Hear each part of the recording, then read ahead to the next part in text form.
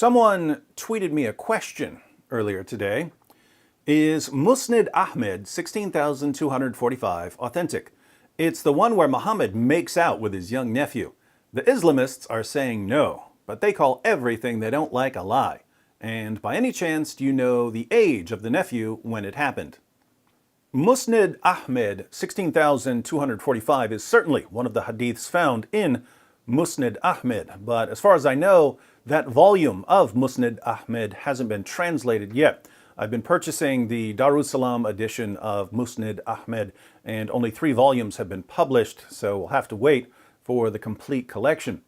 This particular hadith from the collection has been translated mainly because it's really creepy. The hadith reads, Muawiyah said, I saw the Prophet sucking on the tongue or the lips of Al-Hasan, son of Ali. May the prayers of Allah be upon him, for no tongue or lips that the Prophet sucked on will be tormented by hellfire.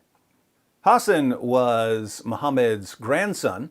Here we have Muhammad sucking on his grandson's tongue or lips, and Muhammad had somehow guaranteed that if he sucked on someone's tongue or lips, that person would be saved from hellfire. To be fair, this doesn't say that Muhammad was making out with his grandson. It says that he was sucking on his grandson's tongue or lips. But think about how creepy this is. Hey kid, let me suck on your tongue. If I suck on your tongue, you'll go to heaven. This is the same guy who ordered his followers to suck on his fingers so that they would get a blessing from Allah, and the same prophet who ordered grown women to let grown men suck on their breasts so that the men would no longer be sexually attracted to them because they would feel like their children. The Prophet of Islam sure liked sucking, but since the relevant volume of Musnad Ahmed hasn't been translated yet, it's hard to show this hadith to Muslims. And if you simply claim that Muhammad sucked on the tongues of little boys, a Muslim will probably think that you're making it up. So it would be nice to be able to show your Muslim friends a hadith that's readily available. And fortunately, it turns out that we have a similar hadith in Al-Adab al-Mufrad, which is one of the collections of Bukhari and is available online. We read in Al-Adab al-Mufrad, number 1183, I'll put a link to this in the description box.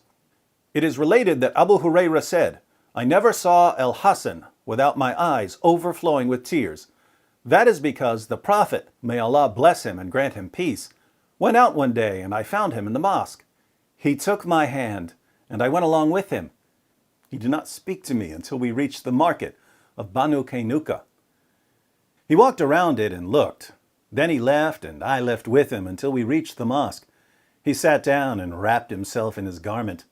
Then he said, Where is the little one? Call the little one to me. Hassan came running and jumped into his lap. Then he put his hand in his beard. Then the Prophet, may Allah bless him and grant him peace, opened his mouth and put his tongue in his mouth. Then he said, O Allah, I love him. So love him and the one who loves him. So this isn't Muhammad sucking on Hassan's tongue.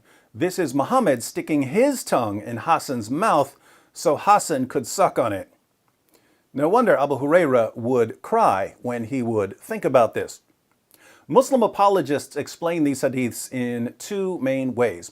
First, some Muslim apologists claim that Muhammad's spit had miraculous properties, and that by sticking his tongue in a boy's mouth, he was miraculously feeding him. Second, other Muslim apologists point out that Arabia has a very dry climate, and that by sticking his tongue in a boy's mouth, Muhammad was simply quenching the boy's thirst. Notice, however, that if Muhammad was quenching a boy's thirst by letting the boy suck on his tongue, the reverse was true in the hadith from Musnad Ahmed. Since Muhammad was sucking on the boy's tongue, Muhammad was quenching his own thirst by literally sucking the saliva from a little boy's mouth. I hope we're all learning about the Prophet of Islam. For those of you who appreciate the fine arts, we reenacted Muhammad's teachings about sucking on people's tongues and sucking on people's fingers, and breastfeeding adults in 3 installments of Islamicize Me. Enjoy the videos, and be sure to share them with your Muslim friends who don't know any of this because their imams always forget to tell them what their sources really say about the most obvious false prophet in history.